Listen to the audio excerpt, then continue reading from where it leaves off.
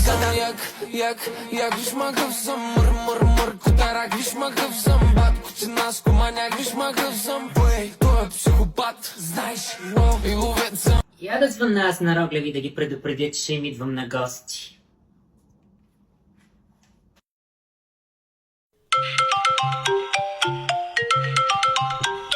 Мамо, тате, Леля Ванче ви звъни. Оле, не! Ужас! Стефани, ти вдигни. Не, се оправи с нея. И значи пак се правят, че не си чуват телефона. Айде те, ще се разсърди. Добре, бе, нали знаеш, че ако дигна автоматично ще идваме гости? Да бе, вярно. Ало, Дани! Лело Ванче? Ало, след малко съм у вас.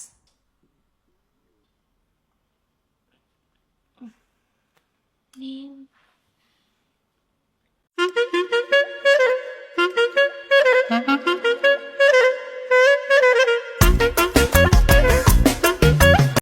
съм ти любимия, за мене си на линия.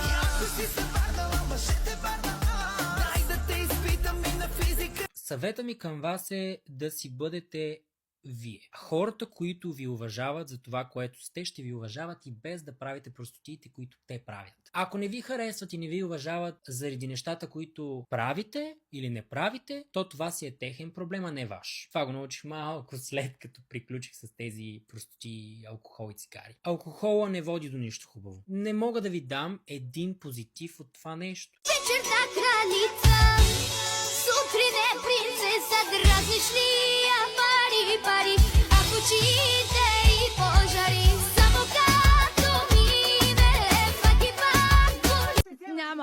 Няма да стане. Ако искате, алате ми убийте. Айде.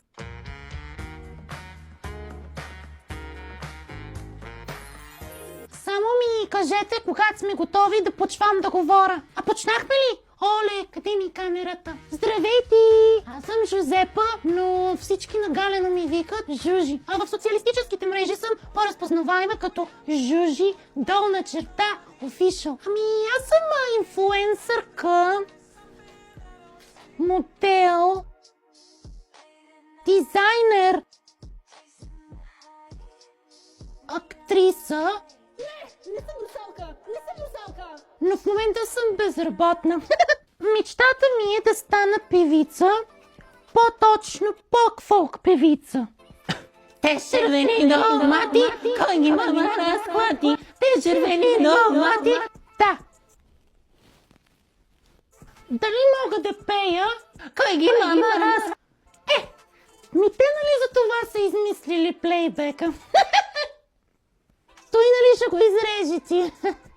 Как не? Оли, мога ли да тигна? Важно е.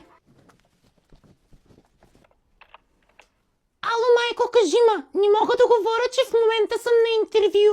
Нема ти луда ли си за каква работа, ма? Тук за едно предаване с розети. Луда ли си, ма? Пак да ми се излагаш по националната телевизия.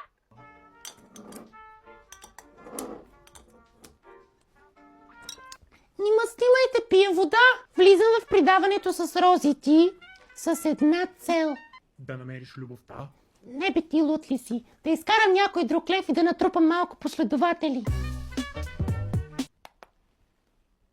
Оле, аз съм забравила да махна етикета на палтото. Нищо, и без той ще го връщам.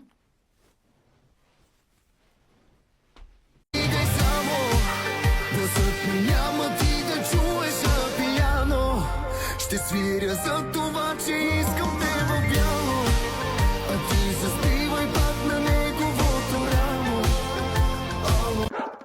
Оле, Сашенце, бе как си бе моята момче на леле сладура, леле, че си пораснал. Да не ти уруки, че си наедрял. Добре си хапваш, майка ти готви, а?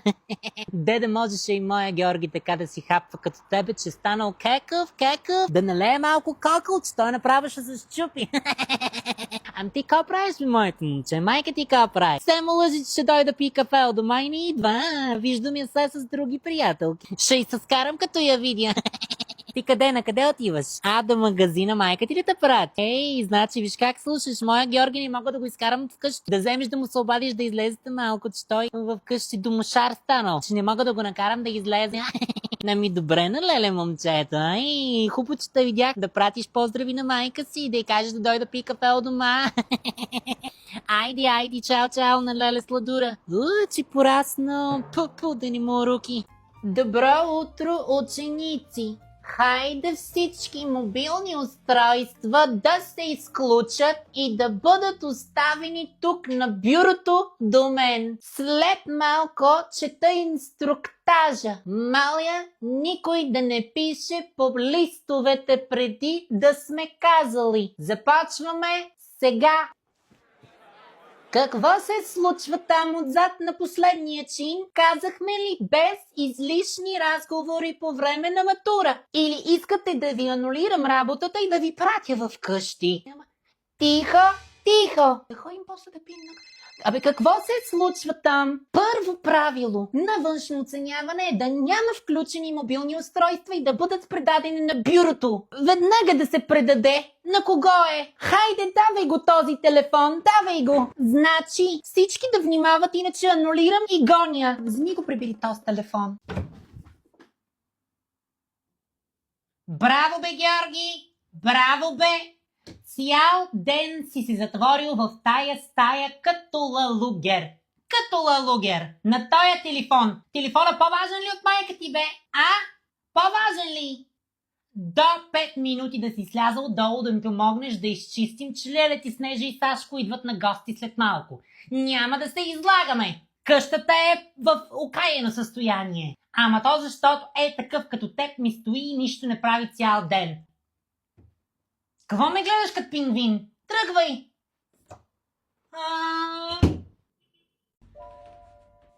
Така, кой следващия? Здравейте, доктор Георгиева. Георги, ти ли си, бе? Моето момче, пак ли? За кой път вече ми идваш ти тук в моя кабинет, За кой път? Какво има този път? Болен съм. Болен си. Що миналия път пак беше болен, ама май не беше. Ама ти в колко часа ми идваш? Аз ще излизам в обедна почивка. Да, малко си укъснял. Аз записах час. Ще дойдеш утре някъде към 7-8 сутринта. Аз сега отивам да пия кафе, да ям и ще се забавя, па може и да ни дойда изобщо, аз наобратно, да. Бележка? Ти ще се оправиш, пи един парацетамол и то ще ти мини. С теб няма никой, няма никой. Значи, че ще тежат тея чанти. Чакай се обадя аз на Георги да дойде ми помогне. Айде вдигни, бе. Георги, къде си, бе, момченце?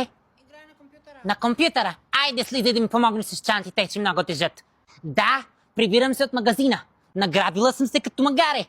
Идвай да ми помагаш, хич не ме интересува, че играеш на компютъра. Компютъра по-важен ли от майка ти, бе? Ще дойде, ще ти дръпна шалтера аз. Момченце! Същите като баща си. Човек да не те помоли нещо. Слизай веднагически, хич не ме интересува. Компютъра по-важен. Неразбрани дечурлига, бе. Къде го? Айде, бе, Георги! Само тебе ще чакам. Идвай!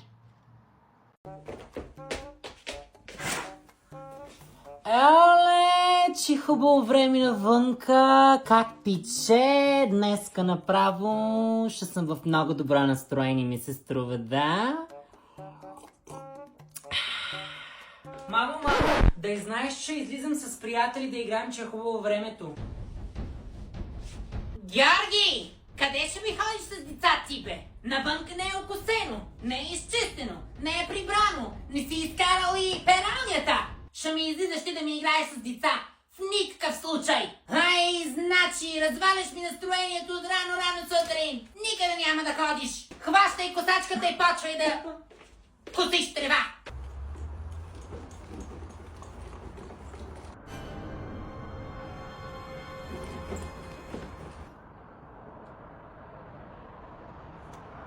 Дама, снаже, аз пари за учебници тая година няма да давам. Хич не ме интересува кой какви пари иска. Ей, Георги, какво стана сега? Що ривеш? Ела тук, момченце, що ривеш? Кой те удари, бе? Кой те удари, бе? Митко. Кой Митко, бе? На Стоянка, така ли? Митко, тя латко, бе. Ти що удриш, Георги?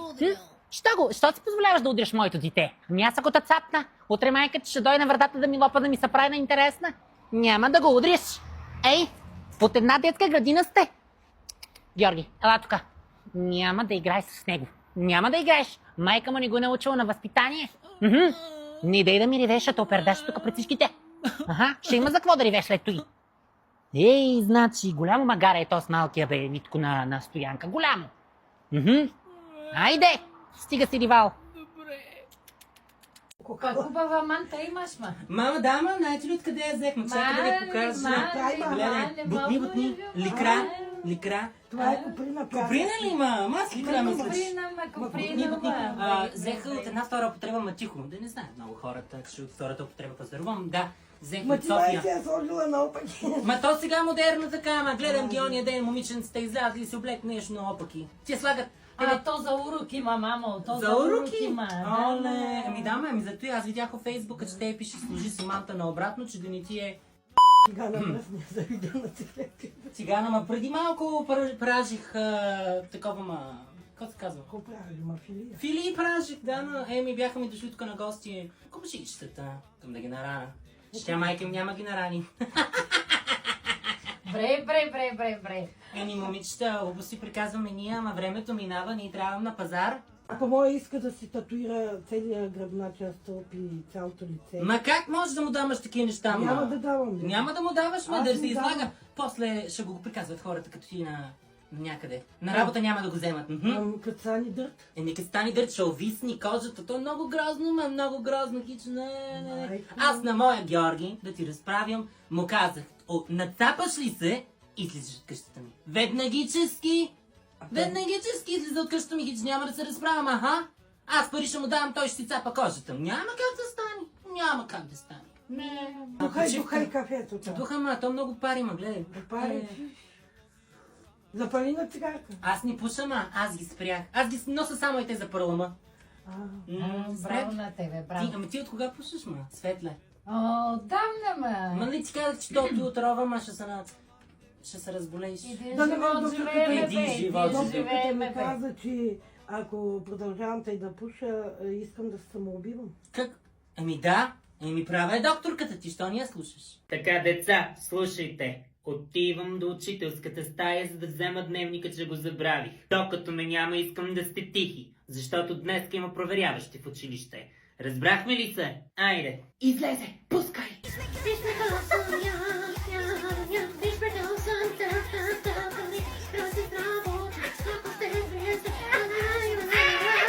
Не ме заплаши, момченце. Аз знам кикбокс.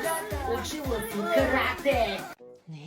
Значи къде и това момченце пак закъснява? Я гледай колко часа е станало. 11 часа. Значи, Иване, аз ти казах да не го пускаме този малкия посред нощите. Кой знае кой го е фанал, го е прибил, го е фърлил някой канавка.